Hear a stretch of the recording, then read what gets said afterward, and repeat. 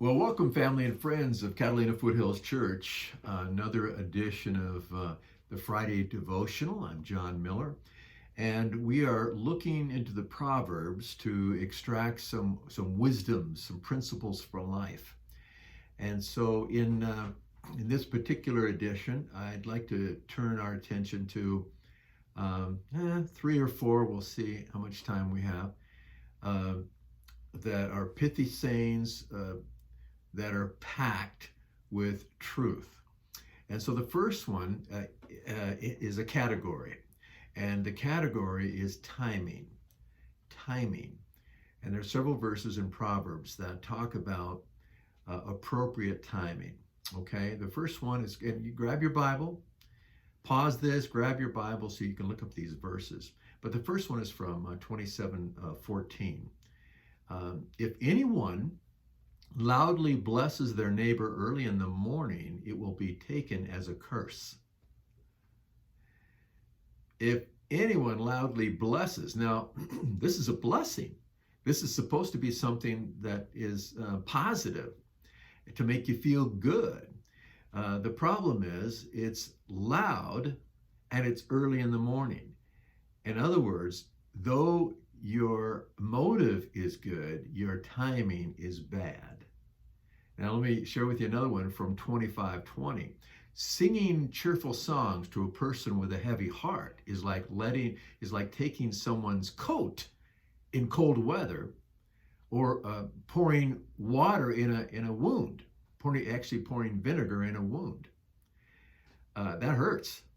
And so here you're singing a cheerful song, which again would be a positive thing. It's just that the timing's off, and it's not being sensitive to where the particular person is in their life that you're trying to cheer up. They have a heavy heart. And sometimes we'll do this when a person is in mourning. They have a great loss, and we hurt so bad for them that we want them to feel better. So we think, I remember being in the hospital having hernia surgery, and it didn't go very well, and I was in pain. A guy came in and he started telling me jokes to try to cheer me up. Well, the place I was in was not a place of wanting to hear jokes. I didn't want to hear anything. And so, but the person had the greatest motive in the world, bless their heart. I just wasn't in the mood. Another one along this line is 25:11 that says, a word fitly spoken is like apples of gold in settings of silver. So when you do have right timing, it's a beautiful thing. Like apples of gold in settings of silver.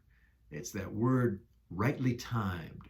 In fact, going on to another proverb in this vein is 15:23.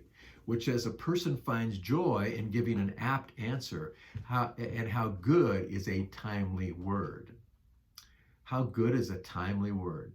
So I would encourage us all to be sensitive about wanting to cheer people up, wanting to encourage people, that our timing is appropriate and that we're being sensitive to that. Another verse that we can unpack is a very familiar one to many of you. It's Proverbs 22:6. Train up a child in the way he should go, and when he is old, he will not depart from it. And it's been misused, I think, over time. But in unpacking it, train up a child in the way they should go, and when they are old, then they're not going to depart from it. The literal sense of the Hebrew is, train up a child in the way they should go, and as they are growing old, they will not depart. It doesn't mean when it's later in their life, when they're older, they'll come back because you trained them upright.